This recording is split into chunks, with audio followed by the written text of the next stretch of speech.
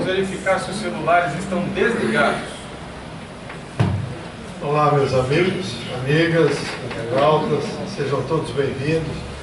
Vamos hoje conversar um pouco, fazendo um resumo geral sobre o livro Os Mensageiros, para nós encerrarmos em definitivo este ano e para todos nós, queiramos ou não, estamos aqui, estamos vivos, estamos trabalhando, cabeça no lugar, podendo, como eu digo sempre, ser um agente de mudança e não um mero espectador.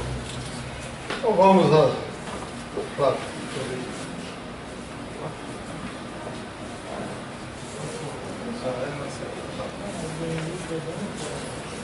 Então, só para nós lembrarmos, como tem muitos slides, eu vou acelerar um pouco.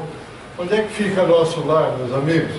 Está aqui nessa estrela e, como vocês sabem, a 950 quilômetros dessa superfície está a câmara de retificação do nosso lar. E, obviamente, como nós vamos ver e já vimos, dentro destas, vamos chamar, possibilidades bem grosseiras que a Terra, nós temos outros mundos muito sutis, que é o que nós estamos vendo, são as faixas, cada faixa tem um nível vibratório. Então, o conteúdo doutrinário dos mensageiros diz o seguinte: eu tomei por base um estudo que fez Eurípides School, que está aí na internet, e trouxe para nós discutirmos e agilizar a conversa. Então diz o seguinte, que André Luiz alerta quem? Os médiuns, quanto à necessidade da prática dos ensinamentos na esfera íntima, evitando surpresas negativas quando pegarmos a maleta e voltarmos para o mundo espiritual. E como teremos surpresas? Nós que temos a felicidade de trabalhar e ajudar no esclarecimento espiritual, vocês não imaginam a quantidade de decepções que cada espírito tem ao voltar para o mundo espiritual. Que fazem as coisas aqui achando que é correta, chega lá completamente diferente. Continuando. A obra se desdobra então em 3 partes distintas. A primeira parte, do capítulo 1 ao 13, mostra o testemunho de médiuns desencarnados que, tendo partido do nosso lar, com tarefas específicas aqui na matéria, não conseguiram cumpri-las no retorno aqui. Seus relatos são pungentes e esclarecedores. Nós já vimos no transcorrer do ano aí vários relatos de médiuns. Não estamos falando nem de outros que não sejam médiuns, as dificuldades pelas quais passaram. Por quê? Lá nós somos tudo garganta.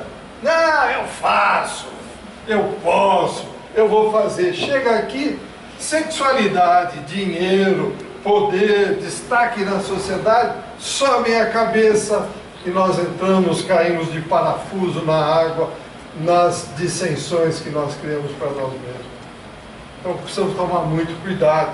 Segunda parte, a partir do capítulo 14, ele mostra a descrição de atendimentos prestados a encarnados e desencarnados pela equipe de mensageiro lá do nosso lar. Na terceira parte, a partir do capítulo 33, os dois principais personagens do livro, André e Luiz e Vicente, sob o comando de Aniceto, após o estágio que eles vão fazer lá no centro de mensageiro, partem em caravana do nosso lar para a crosta, o nosso plano. Então, no meio do caminho, vindo do nosso lar para cá, eles pernoitam, eles passam a noite, pernoitam, tá certo, no posto de socorro, onde André Luiz realiza um proveitoso estágio. Ali conhecem amigos espirituais responsáveis pelo Campo da Paz, que é aquela colônia próxima ao posto de socorro, que nós vimos já no transcorrer do ano. A seguir, os 3 se dirigem à crosta, e o que acontece? Aqui eles vão permanecer uma semana no lar humilde da verdadeira oficina de nosso lar aqui na terra. Lembram as últimas lições? Que até o filho tal queria mudar, e a mãe não, vamos, e o pai junto, enfim. Então, participando aqui, eles ficam dos atendimentos de encarnados e desencarnados, sobressaindo preciosos ensinamentos sobre as reuniões mediúnicas. Mas, Maida, reunião mediúnica é uma chateação. A gente vai lá, já faz 20 anos que a gente vem, é tudo igual, escuta, dá o passo. Mas você se preparou para vir à reunião mediúnica? Você é um agente de mudança ou um mero espectador? Se for um mero espectador, está perdendo tempo. Porque em cada reunião mediúnica, em cada atendimento, é um aprendizado infinito. Quem tem olhos para ver, que veja. Ficarmos aqui imaginando, não, eu quero ver o espírito incorporado aqui, mas não, materializado. Pode ir embora para casa, porque esse merecimento, acho que nós não temos para ver, não, gente. Então temos que nos preparar, vir com a vontade de trabalhar, com a vontade de ajudar. Porque chegar aqui e ficar pensando, meu chefe, a minha mulher, o meu marido, não venha, é preferível não vir, porque não vai atrapalhar a reunião. Porque quando ficamos ali pensando, fazendo elucubrações mentais, o que acontece? Os espíritos que estão ali para ajudar os desencarnados têm que isolar as nossas vibrações negativas para que não interfiram no desenvolvimento do trabalho. Então temos que vir com vontade de trabalhar e com vontade de mudar. Vai dar só uma questão importante que tem que lembrar disso. Revista Espírita de 1860, a entrevista de um espírito de um vivo, que saiu no momento do sono físico, ele deixa taxativo. Posso ver o corpo e o espírito de cada um. Então ele nos vê no duplo ali. Quer dizer, eles vão olhar o espírito, se a gente não veio preparado, pode ser que numa dessa o comunicante seja um espírito um pouco mais nervoso e ele vai começar a falar para nós, mas quem é você para me doutrinar? Né? Vai falar isso comigo. Isso acontece regularmente, gente. Isso acontece. Então vamos lá, o capítulo 1 vai ser um resumo muito rápido, porque são 51 capítulos. Então o André Luiz narra a sua transformação após ter se desprendido dos laços inferiores que o prendiam às atividades da terra. Nós, via de regra, nos desprendemos de todas as coisas que nós estamos ligados e apegados na terra quando voltamos, apesar da renovação mental. O André Luiz ali mudado, mas ele sentia um vazio formado pelos sentimentos nossos aqui, dos quais ele teoricamente deveria já ter se desprendido. Sem o lar, a esposa e os filhos amados, aos quais seu coração era um cálice luminoso, porém vazio. É aconselhado então por uma devotada amiga a frequentar cursos do Ministério de Comunicação para posteriormente prestar concurso aqui na Terra. Não adianta muito eu ser eu sou um sábio, eu já li 622, 23 livros, como diz André Luiz. E daí? Você está pondo em prática tudo isso? Não serviu para nada. Então tudo que nós fizermos e falarmos, estudarmos, a quem muito for dado, deste muito será exigido. Então, para dar o concurso aqui, nós temos que trabalhar, meus amigos e amigas. Já no capítulo 2, Aniceto, André Luiz, então é apresentado a ele, que adverte que ali, na instituição do homem novo, são admitidos apenas quem? Candidatos compromissados em servir, calando reclamações. Fica aqui, se eu fosse isso, que eu... Não venha. E continua. Aniceto dentre outras atividades, tem lá no seu quadro suplementar de 50 auxiliares aprendizes, todos voluntários. André Luiz, então, é convidado a integrar esse quadro, que no momento só tem 3 vagas. Aceita o convite e se sente honrado pelo convite. Então ele é encaminhado ao centro de mensageiros. Já no capítulo 3, estando no centro de mensageiros, formado de majestosos edifícios, universidades, pátios amplos, jardins primorosos. Vejam só, fiz questão de chamar a atenção. Jardins primorosos. São iguais aos que nós temos aqui, né? Que aí vem o caminhão, que eu vi isso, presenciei, achei um absurdo. O caminhão carregado de entulho, olhou, não tinha ninguém, despejou. Entulho ali e foi embora. Mas peraí, gente. Nós estamos em que planeta nós estamos? Não tem ninguém aqui, então despejar, vou embora, o problema não é meu. Como o problema não é meu? Por isso que eu fiz questão de chamar aqui os jardins primorosos. A Terra dá aquilo que nós damos para ela. O universo é isso. Eu jogo porcaria, vou querer ganhar o quê? Coisa boa? Devolve, dobrado. Nós precisamos tomar muito cuidado. Continuando aqui no centro de mensageiro. Finalidades do centro de mensageiro: preparação anual de centenas de médiuns e doutrinadores para reencarnarem como cartas vivas de Jesus aqui na humanidade, os quais são reunidos em grupos de 50 aprendizes. Cada grupo fica sob comando de um instrutor, tal qual Aniceto é comandante de um dos grupos.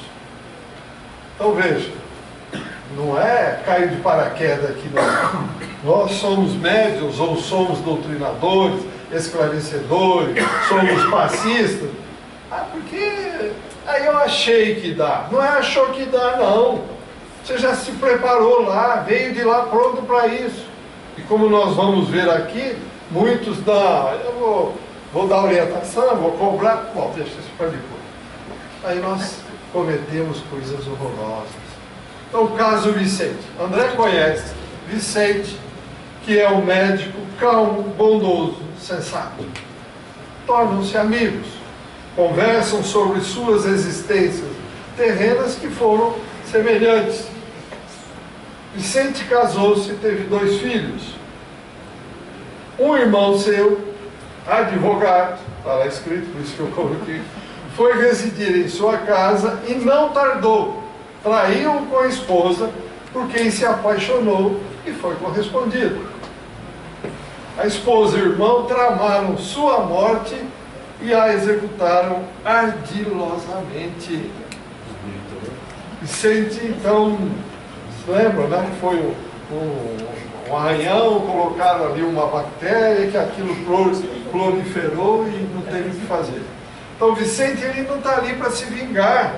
E diz: o mal é simples resultado da ignorância e nada mais. Deus criou o mal? Quem foi o imbecil que criou o mal?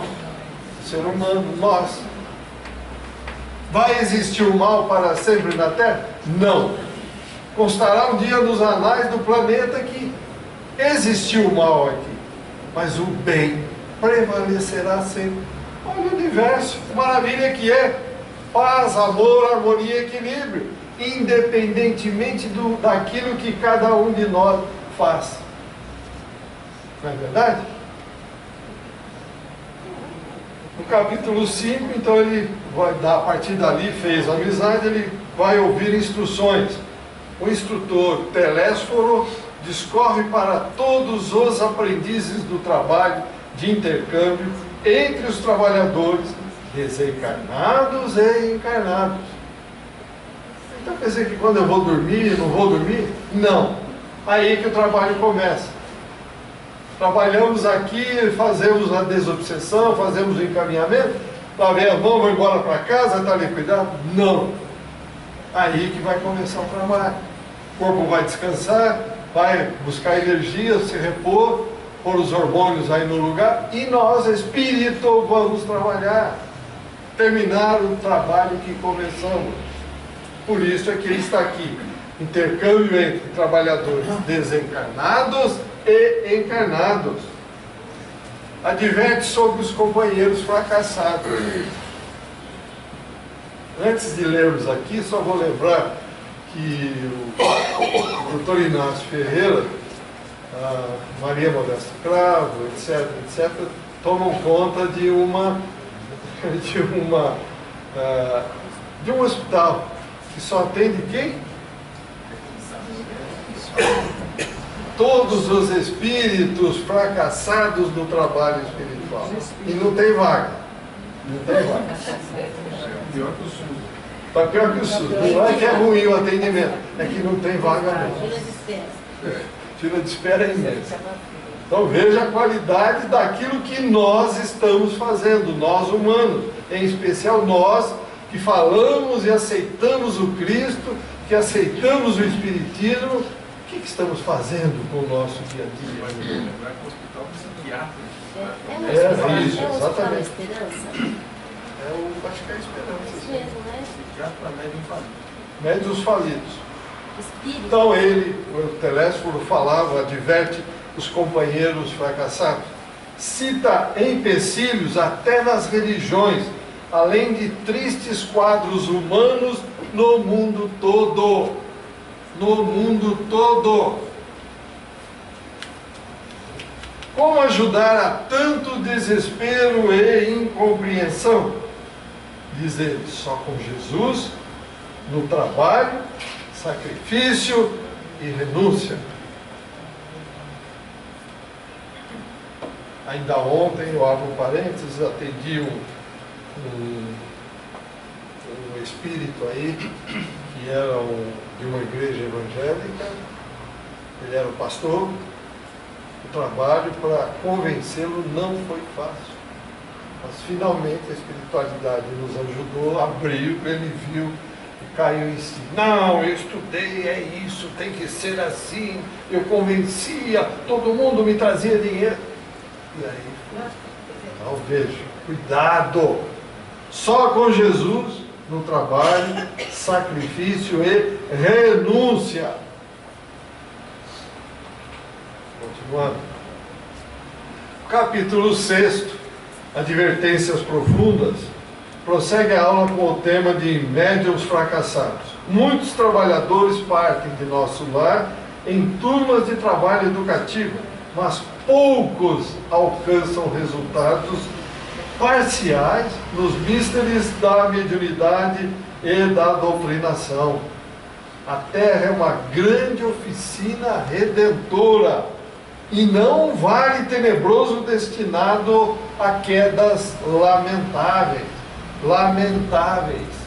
Isso aqui é uma oficina de trabalho, isso aqui é uma escola. A gente vem para cá para ver o que, meus amigos? A gente está vendo cada coisa aí que está circulando na internet que eu fico assustado. Não é possível, isso aqui é treva pura, absoluta, tomando conta, e nós que nem os bobinhos, desculpe sem querer ofender ninguém, nós embarcamos e vamos. É assustador o que está acontecendo hoje. Realmente é aquilo que nós ouvimos e estamos cansados de ouvir. Todos estão sendo chamados para dar o que tem de bom no coração. E o que é que estão dando? O pior. Então, nesse capítulo ainda é relatado que muitos, quando encarnados, preferem desvios sexuais, tirania doméstica. Não, quem manda em casa sou eu. Bate na mulher, ou a mulher bate nele também, hoje ela reage. Preguiça, vaidade, além de exercitarem a doutrinação para exportação e não para o seu uso próprio. Gente, acabei de falar aí, o evangélico pastor, não tem que ser assim, mas ele não fazia. Nós fazemos, ouvimos tudo isso, aprendemos, ouvimos o Cristo, fomos lá, assassinamos o Cristo e ainda estamos aqui fazendo de conta que. capítulo 7, eles relatam a queda de Otávio. Após 30 anos de preparação lá no mundo espiritual, reencarnou saudável e com uma mediunidade voltada para consolar criaturas. Deveria manter-se solteiro e amparar 6 amigos que lá no nosso lar o ajudaram nos 30 anos anteriores à sua reencarnação. Já reencarnado aos 19 anos, iniciou desvairados abusos das suas faculdades. Ficando órfão de pai, desamparou aqueles 6 amigos, irmãos ainda crianças, órfãos como ele. Casou-se por violência e teve um filho. Esposa e filho passaram a atormentá-lo. Alcoólatra, morreu com sífilis aos 40 anos, sem construir coisa alguma no terreno do bem. Mas assim, a maioria de todos nós que, eu vou, eu faço, eu tenho certeza, eu vou até o fim. Aí, ó, a resposta. Preparou 30 anos no mundo espiritual. Chegou pior lá. Tem razão. Voltou pior do que quando chegou aqui. Ô, Maida, mas será que nós não teríamos que ter pelo menos uma pequena intuição do compromisso que a gente... Tem, nós mas temos. de que jeito? Nós temos, mas você se ilude com as coisas materiais, poder, dinheiro, riqueza, sexo, e acabou. Vem, eles estão cansados de dar inspiração, intuição, mas não estão nem aí. Não ligamos, então acontece tudo isso. Aí depois aqui disse o Cristo, haverá choro e ranger de dentes. Está aqui, ó. Já no capítulo 8, eles mencionam o desastre de Acelino, outro médium, vidente, audiente e psicógrafo, que egresso do nosso lar, descumpriu todas as realizações que prometera antes da reencarnação. Usou as faculdades mediúnicas para ganhar dinheiro, entre aspas, resolvendo todo tipo de problema dos consulentes. Ao desencarnar, permaneceu 11 anos em zonas de grande tormento, pela ronda dos ex-consulentes criminosos, que desencarnaram antes dele, que exigiam notícias e soluções atinentes às ligações clandestinas. Vamos lá, aqui resolvemos, você vê as plaquinhas, resolvemos todos os casos espirituais. A amarração, não lembrava esse termo. A amarração está aqui, ó. Na hora que desencarnar, você vai ver como você vai estar amarrado com todos eles. O plantio é livre, mas a colheita é obrigatória, meus amigos. Não tem como fugir. É ilusão total. Ninguém vai trabalhar de graça para nós. Se o espírito está aqui para fazer alguma coisa, desse tipo de espírito, ele não vai fazer o bem ao mal. Porque se ele fosse elevado, ele nem daria ouvidos para quem o chamou. Continuando, no capítulo 9, ouvindo impressões, o capítulo então exorta os médiuns ao trabalho, sem reclamação e sem medo. Mas eu tenho medo, eu acho, será que é? Que medo? Tem que ter medo de nada, gente. Nós não somos humanos ou somos espíritos? Somos espírito passando por mais uma experiência no planeta Terra, denso, grosseiro, como é esse que nós estamos, com este corpo pesado. Termina o tempo e eu volto para casa. Outro dia aí um espírito, ele se manifestou num dos trabalhos, ele comentando, estava com o terço na mão, a mão já estava até gasta de tanto rezar, e ele fala, quanto mais eu rezo, mais eu vejo a assombração. Olha a falta de esclarecimento. Quer dizer, que assombração ele via? Eram os familiares que cada vez mais estavam próximos dele, pelas orações, e ele não queria ver, ficava rezando, Deus me ajude, Deus me ajude. Complicado, gente. Mas aí eu lembro dessa história dos 100 reclamos e sem medo. O professor Paulo, já quando estava nessa última internação dele, ele falou para mim e para o Hugo, poxa, o professor Paulo não reclamava de absolutamente nada. Esse não reclamava mesmo. Um dia ele falou assim, estou um pouco cansado. Ele tomou um puxão de orelha. Quer dizer, eu conheço o Paulo desde que eu tinha 12 anos, eu estou com 47, eu nunca vi ele reclamar. E a gente sabe que ele não reclamava. Ele falou, estou um pouco cansado, lógico, fura isso, fura aquilo, sobe e desce. Aí, tomou um puxão de orelha. Não, você não pode reclamar. Quer dizer, estou cansado. O próprio Chico. Olha só como é que é isso aí. Lembra do Chico? Um dos olhos deu problema. E o irmão falou, você tem o outro. Você tem o outro, vai trabalhar. São coisas que, exemplos para nós, né? Que a gente reclama toda hora. Nós, principalmente. Então ele fala mais o seguinte, são expostos vários casos de médiuns que, bem preparados antes da reencarnação, não cumpriram as tarefas por invigilância. Por invigilância. É brincadeira? No capítulo seguinte ele vai relatar a experiência de Joel, médium que fez mau uso das percepções que lhe foram dilatadas antes de reencarnar, a fim de que então as utilizasse a benefício do próximo. Há muito tempo vem sofrendo grandes perturbações como consequência. Quer dizer, não usou para aquilo que ele deveria usar. Simplesmente foi atrás de dinheiro, foi atrás de conquista, foi se exibir para as meninas, para as mulheres. Saiu do caminho completamente. Bellarmino, o doutrinador. A doutrinação é, nesse capítulo, exposta com muita clareza.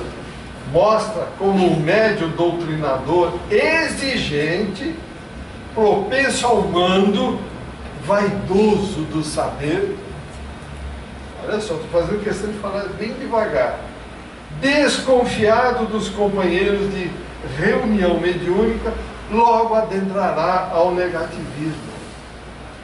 Ninguém, repito, ninguém é melhor que ninguém nesse nível que nós estamos. Eu sou um médium excelente. Cuidado que as trevas já estão fazendo aflorar aí coisas negativas. Doutrinador. Não, isso daí está tudo errado, tem que ser errado. Como eu digo, dessa parede nessa, lá é o começo, aqui é o fim. Junto a Deus, nós estamos grudados no começo. Como eu sou melhor do que alguém? Ninguém é melhor que ninguém. Pode ter um livro a mais que leu, mas isso não quer dizer que é melhor. Continua dizendo, estará sujeito então este médium às múltiplas enfermidades, além de sentir um deserto no coração. Ao invés dele unir, ele separou. Então ele vai ficar sozinho, esse deserto no coração. Capítulo 12, a palavra de Monteiro, é um novo alerta enérgico aos médiuns doutrinadores e aos dirigentes de reuniões mediúnicas. É recomendada a força do exemplo e não a palavra bonita, eloquente.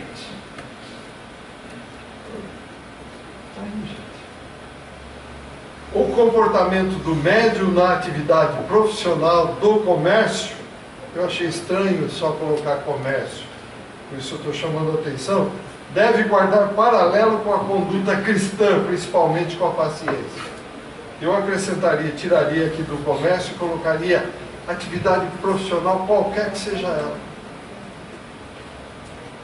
Porque nós estamos em relacionamento com pessoas. Por que eu tenho voz e vocês também? Para nos entendermos. Senão eu ficaria em cima de um morro, você o outro em cima do outro e acabou. Se temos voz, convivemos juntos, é para aprendermos um com o outro. Mas não é o que nós estamos vendo atualmente, meus amigos e amigas. Capítulo 13, a ponderação de Vicente, citando Jesus como mestre e médico. O capítulo expõe os perigos que aguardam os médicos. Olha aqui, está lá escrito, não sou eu que inventei isso não. Repetindo, citando Jesus como mestre e médico, o capítulo expõe os perigos que aguardam os médicos que fazem mercantilismo de tão sagrada profissão. No capítulo 14, os preparativos, André Luiz e Vicente, antes de se dirigirem à crosta, onde permanecerão por uma semana, recebem melhoramento na visão. Ou seja, lá no gabinete de auxílio magnético às percepções, é dilatada as percepções e a visão deles. Então é sugerida a prece sem o fanatismo inconsciente. Prece sem o fanatismo inconsciente. Eu vou sugerir a vocês agora rezar 500 Pai Nosso, 600 Ave Maria. Vai servir para alguma coisa? Não. Se o coração não estiver envolvido, não vai servir para nada. A prece é fidelidade do coração, jamais viciação do sentimento. A ida à crosta, no caso, assemelhou-se a uma peregrinação, não feita em estrada ampla e bem cuidada, mas sim em caminhos difíceis. É fácil você pegar uma estrada asfaltada, pegar um carro, vai embora. Agora pega uma trilha, tente passar de carro lá para ver o que é, só para exemplificar. Capítulo 15, a viagem. A caminho já da crosta, a equipe faz pausa no posto de socorro, situado entre nosso lar e a crosta, a grande distância da crosta. Então André Luiz e Vicente veem-se naquele momento banhados de luz pela primeira vez. Lembra que foi dilatadas as percepções? Primeira vez que eles se veem banhados de luz. Nas trilhas, frio, ausência de luz solar, paisagens misteriosas, aves horripilantes, rijas ventanias. É uma região sob influência do quê? Do astral da Terra.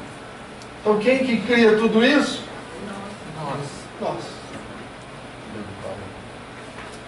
A seguir, então, ele informa sobre a existência de outros mundos sutis dentro dos mundos grosseiros, como eu falei na primeira imagem em que nós mostramos o nosso lar. A existência de outros mundos sutis dentro dos mundos grosseiros. Já no capítulo 16, no posto de socorro, então eles chegam a um castelo educandário, soberbo, bonito, resguardado por pesados muros.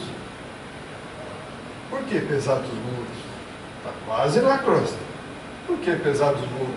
As suas casas têm muros? As suas casas têm portas? Lógico, o nível que nós estamos aqui ainda é muito primitivo. No interior, pomares e jardins maravilhosos. André Luiz vê um quadro, pintura em tela, que ele já tinha visto lá em Paris quando ele estava encarnado. Então ele fica sabendo que o pintor da tela de Paris copiou desse original, após vê-lo em sonho. Puxa, eu tive uma ideia maravilhosa. Teve não, você foi copiar no mundo espiritual. Que aqui é uma cópia piorada do que tem lá. Mas por que eu tive a ideia maravilhosa? Porque eu fui lá e tive o merecimento de vê-lo. A responsabilidade. E agora eu complemento. Mas ver para ser o quê? Um agente de mudança ou um mero espectador? Um agente de mudança, responsabilidade. Aí vem, não, eu tive uma ideia, eu sou bom nisso. Bom. Capítulo 17, romance de Alfredo. A equipe alimenta-se então lá de diversos frutos. O posto, com 500 auxiliares, produz alimentos e remédios para doentes famintos. O dirigente do posto relata então a sua história de união com a esposa, cuja companhia ele ainda não pode usufruir, pois, quando encarnados, ele desfez o casamento por ouvir fofocas, calúnias contra ela. Ele simplesmente aceitou, não foi lá verificar, constatar. E ela era inocente. e ela foi abandonada. Pelo abandono, ela desencarnou com tuberculose. Tem responsabilidade?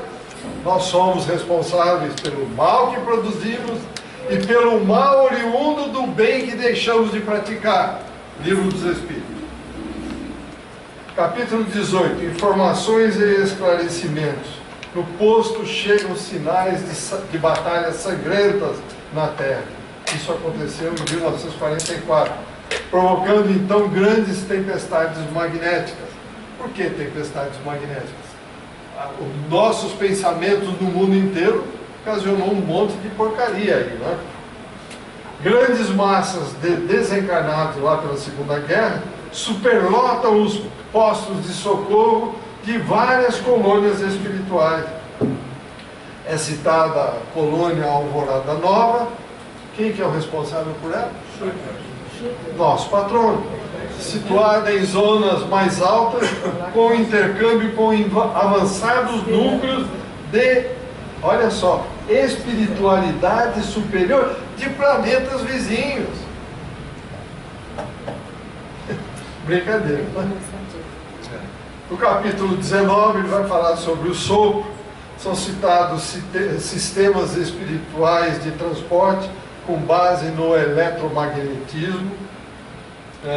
Há esclarecimento sobre o sopro curador, cujos passistas exercitaram-se longamente, adquirindo experiências a preços altos.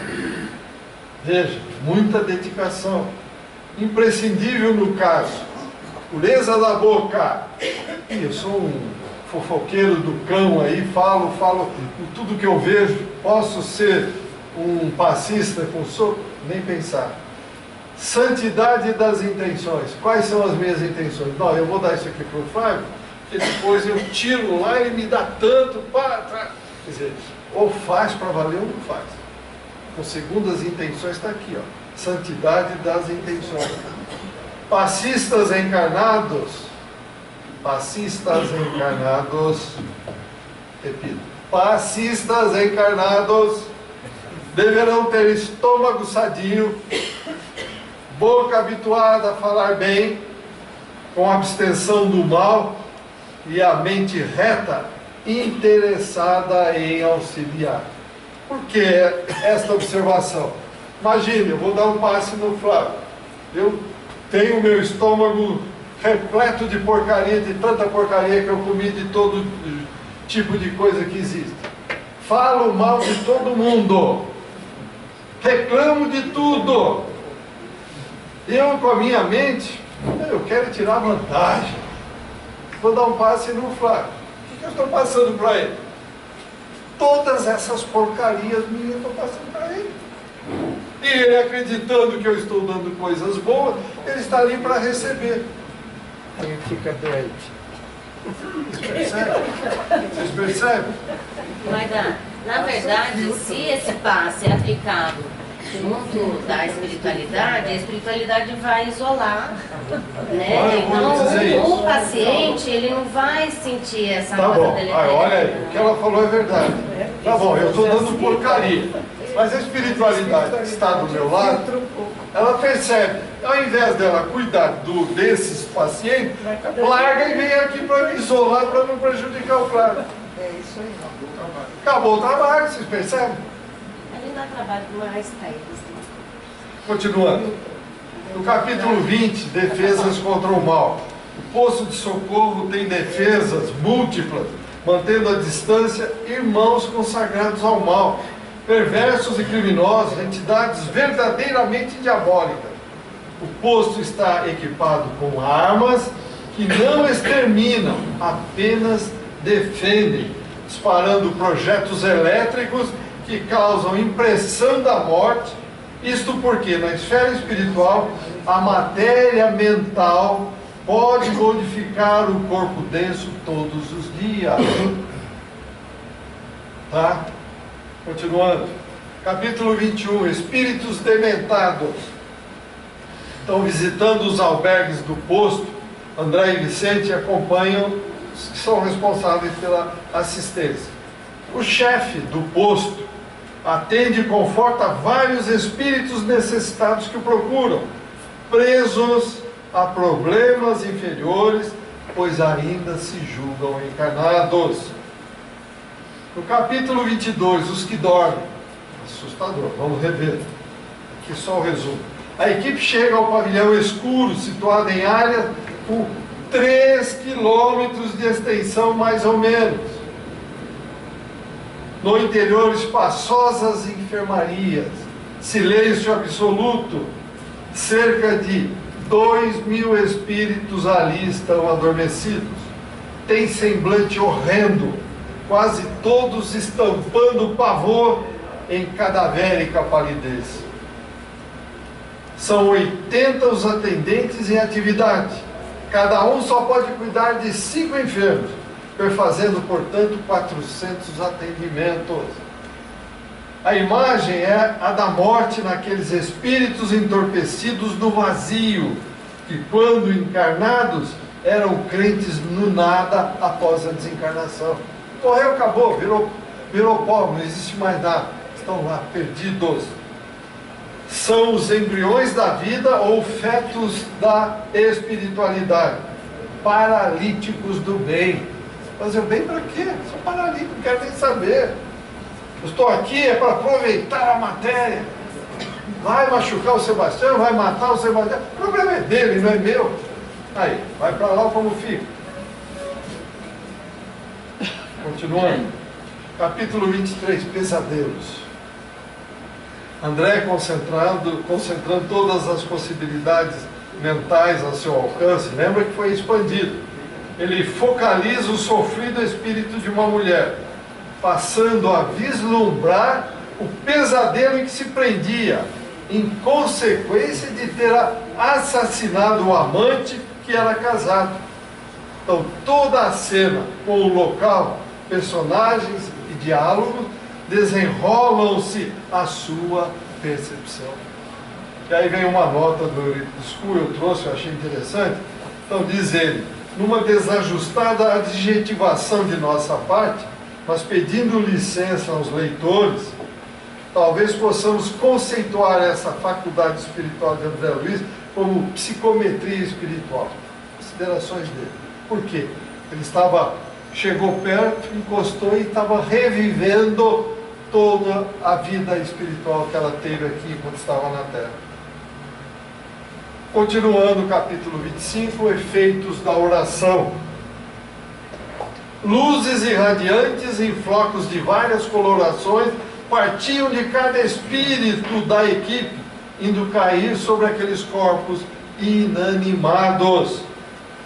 Há um primeiro alerta, ligeiro aos doutrinadores, quanto a impropriedades de se dizer ao espírito desencarnado que desconheça tal estado, que ele não possui mais um corpo físico. Vamos comentar sobre isso. Afirmativa. Não há prece sem resposta.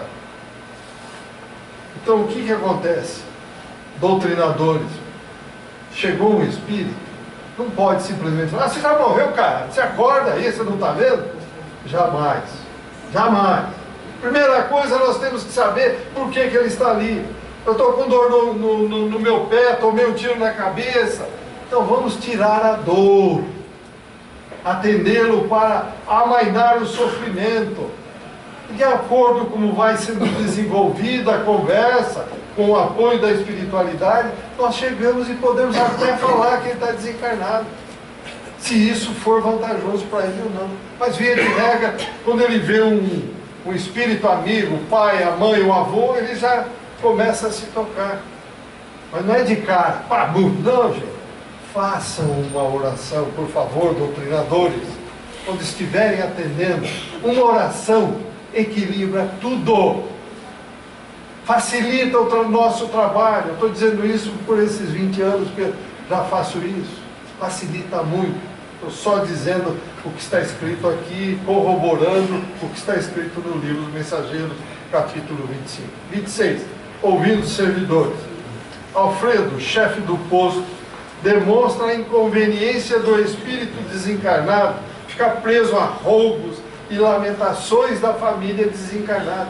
Mas lá eles estão chorando, lá na minha casa, eu faço falta.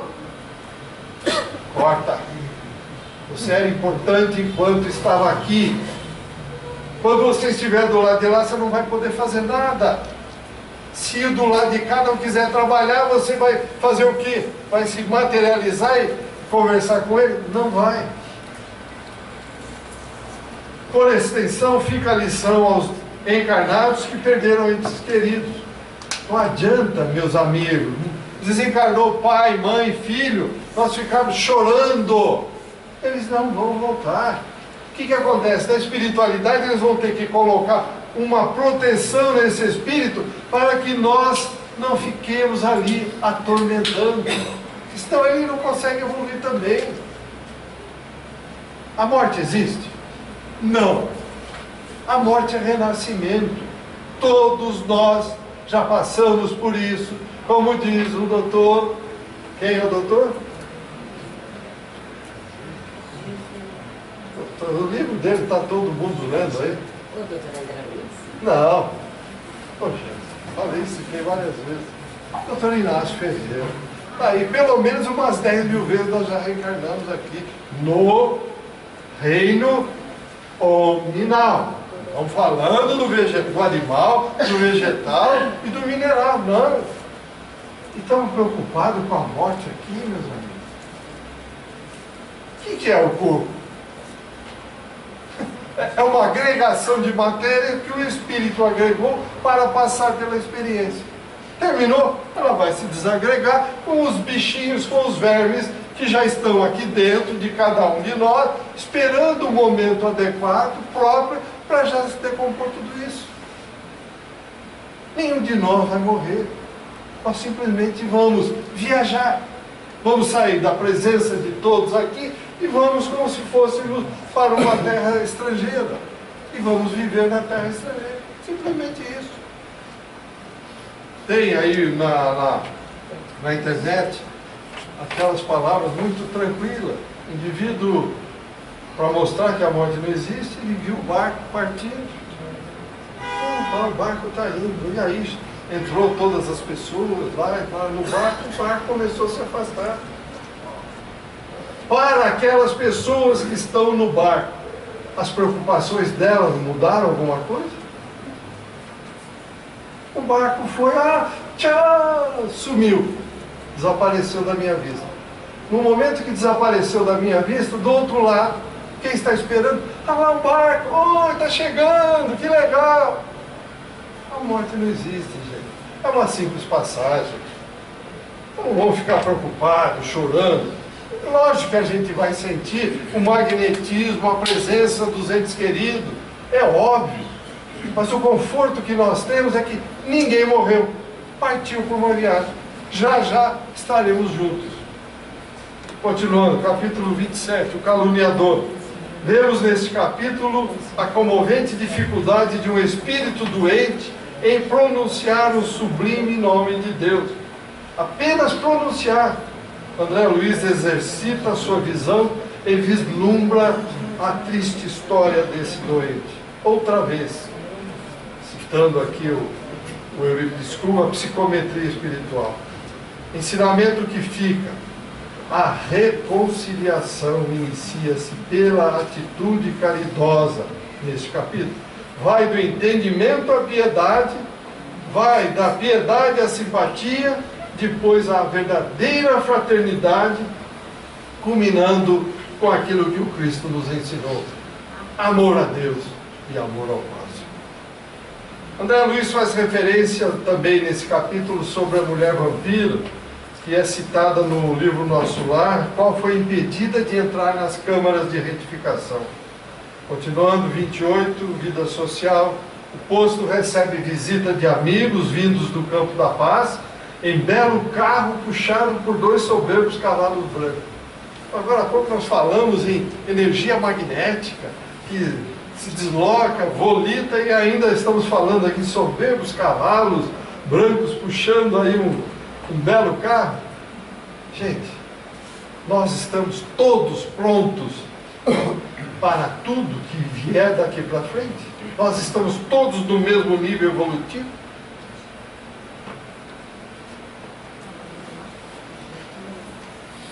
São então expostos ali ensinamentos referentes aos doentes do espírito, rebeldes ao tratamento. Os atendentes então sentem-se obrigados a semear pensamentos novos e aguardar que a obra do tempo os faça germinar nesses doentes. Eu sempre dou um exemplo bobo, mas vou dar de novo. Nós todos, o destro ou canhoto, aquele que é destro, está acostumado a pegar o shampoo na hora de tomar banho, joga na mão esquerda e passa. Vou inverter. Vou pegar o shampoo aqui, jogar aqui e passar. Já dá uma dificuldade, uma coisa insignificante.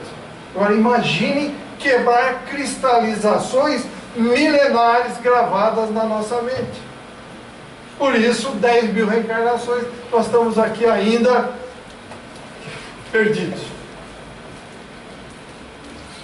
É citado aí o desculpismo, pretexto de encarnados, médiuns compromissados com a tarefa de auxílio ao próximo para fugirem à tarefa e ao dever sagrado. Não, hoje eu vou ter uma visita aí. Ah, não, hoje eu vou para o meu happy hour. Hoje, não. Que assumiu o compromisso, tem o compromisso e põe no meio depois o que você tem que fazer. Nada é mais importante do que o nosso compromisso, gente. Capítulo 29, notícias interessantes. Viver em nosso lar é uma grande bênção. O Campo da Paz, fundado há 2 séculos, tem por finalidade abrigar aqueles que desencarnam em estado de ignorância ou de culpas dolorosas, assassinatos, etc, etc. Capítulo 30, em palestra afetuosa, noções sobre o casamento nos 2 planos. Eles são, André e Vicente, informados que no Campo da Paz é uma colônia de socorros urgentes, com um avançado centro de enfermagem. Atende ainda aos recém-encarnados na base de 15 a 20 reencarnações diárias, só lá no Campo da Paz, dos tutelados que serão assistidos até os primeiros 7 anos da existência carnal. 31, Cecília ao órgão, em reunião musical festiva, a execução ao órgão da tocata e fuga em Ré menor de Bach, com o acompanhamento coral das crianças. No 32, a melodia sublime, Ismalha, espírito elevado, executa a melodia ao órgão, que faz brotar na mente de André Luiz e dos demais ouvintes uma sublime oração de louvor ao Criador. Então a música verdadeira nos eleva e nos liga a Deus. Essas músicas excessivamente materiais fazem o contrário, nos puxa para as trevas. Capítulo 33, a caminho da crosta. André, Vicente e Aniceto dirigem-se à crosta, caminham por via escura e nevoenta, diferente daquela que liga nosso lar à crosta. Aos poucos começam a ver a luz solar. A partir dali, então, eles praticam a volitação, que já passaram aquele pedaço denso, com os ventos tenebrosos, aves horripilantes já tinham passado. Então eles volitam com o emprego da transformação da força centrípeta. Como é que eles usam essa força centrípeta, eu não saberia explicar. Não tenho conhecimento, procurei, não vi, não achei. Centrífuga é aquela que joga as forças, joga as partículas para fora. A centrípeta é aquela que joga, mas não consegue sair, fica presa em algum lugar. Agora, como é que ele faz isso? Então, mas e não sai, fica ali. Agora, como usa, se alguém souber, por favor, gostaria de fazer isso. Capítulo 34, oficina de nosso lar. André Luiz chega ao Rio e, surpreso com a visão espiritual agora já dilatada, vê grande quantidade de desencarnados vagando pelas ruas ou abraçados a transeuntes que os ignoram. Chegam à humilde residência, que na verdade essa oficina representa o nosso lar aqui na Terra. O culto doméstico, a família ali encarnada na oficina, procede ao culto doméstico do Evangelho, com participação de benfeitores espirituais. Tema da noite: comentários sobre a irreflexão e suicídio e a parábola que compara o reino dos céus a um grão de mostarda. No capítulo 36, Mãe e Filhos, são tecidos comentários ali sobre a riqueza, a pobreza e a proteção divina. A boa educação que deve ser dada aos filhos é ali exemplificada de forma útil. Repito, a boa educação que deve ser dada aos filhos é exemplificada de forma útil. A quem cabe a educação dos filhos? Ao professor? A quem cabe, meus amigos? Os pais. Os pais. Nenhum filho cai de paraquedas no nosso meio. Há um acordo tácito, escrito, assinado entre pai, mãe e reencarnante, em função das provas passadas. Então os pais não podem jogar para o professor ou deixar a criança ao léu, pois responderão, como se diz, ceitil por ceitil, sobre o que não cuidaram dos filhos. Continuando. Capítulo 37, no santuário doméstico, André e outros espíritos ali se alimentam. Registra o autor que não é possível fazer analogia com os elementos da terra. Há comentários sobre os efeitos da prece, do vento, das tempestades.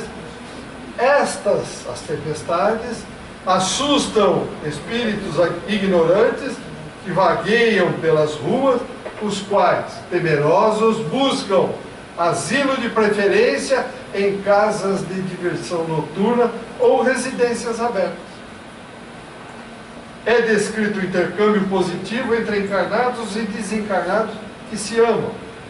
No capítulo 38, atividade plena, encarnados doentes, desdobrados pelo sono, são atendidos na oficina de nosso lar, lá no Rio de Janeiro.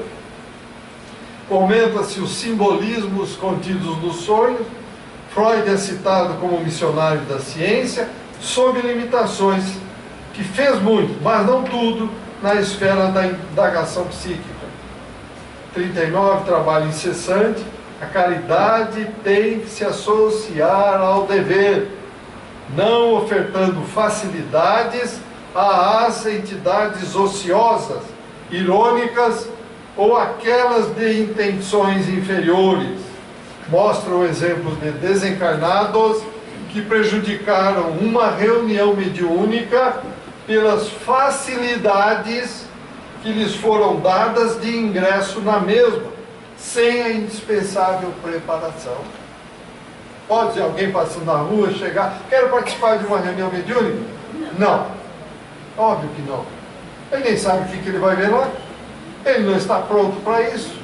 Ele não se preparou, de repente encheu a cara de droga, encheu a cara de comidas tipo carne, qualquer outra coisa aí, vem de um prostíbulo, vem de algum lugar e quer participar. Ele está preparado? Não. Ele vai atrapalhar a reunião. Então nós temos que nos preparar. Gostaria de ir até o fim, mas estamos praticamente em cima da hora. Só vou dizer capítulo 40, rumo ao campo, não vai dar para ler mais. O 41, entre árvores. Os 42, o Evangelho lá no ambiente rural. O 43, antes da reunião, o que é feito é mostrada a movimentação dos espíritos que antecede uma reunião mediúnica. Olha aí, estabelecendo faixas magnéticas nas dependências físicas. Há um alerta contra a hipocondria, afecção mental obsessiva, quem tem mania de doenças. Capítulo 44, assistência na reunião. O 45, mente enferma. 46, aprendendo sempre. 47, no trabalho ativo. 48, pavor da morte. Nós falamos há pouco. Eu gostaria até de falar sobre ela, mas não vai haver chance. Aquela pessoa que morreu estava morta, desencarnada, no necrotério.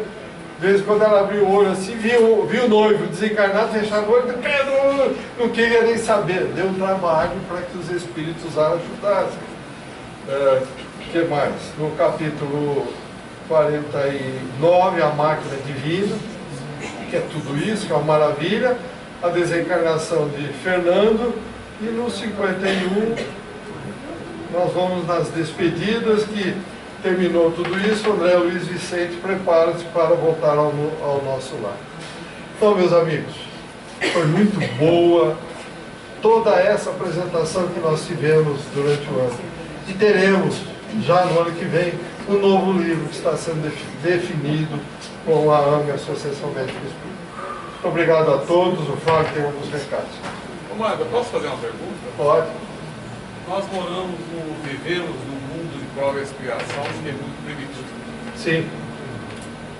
Se nós formos reprovados em segunda época, vamos para um mundo mais primitivo? Depende do grau de coisas erradas que você fez. Tá. Você poderá, sim, porque nesse momento todos nós estamos sendo chamados para dar o que temos de bom no coração para poder ficar. Estamos dando porcaria, então pode preparar uma tula que vai para o mundo primitivo.